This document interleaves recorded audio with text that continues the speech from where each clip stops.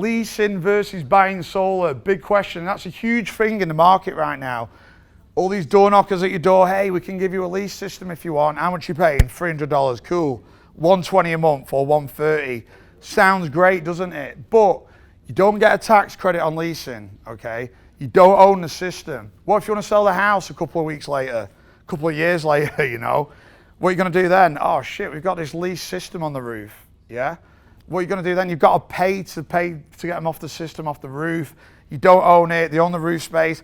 Causes massive issues with like mortgages, selling the property, opposed to owning it. Because the only people that are doing leases really now are companies that are selling too high or can't sell and have the ability to sell with this like 0 down 3.9%. With us, it makes sense because we've got such good pricing. If you're trying to lease the system, it looks good. Like I said, loads of them issues. But they should be able to give you an owned solar system if the price is right. So your payment should be less than what you're paying the power company already, if that makes any sense. Plus you don't get a tax credit, the 30% tax credit. You don't get that on a lease system either, like you do when you own the system.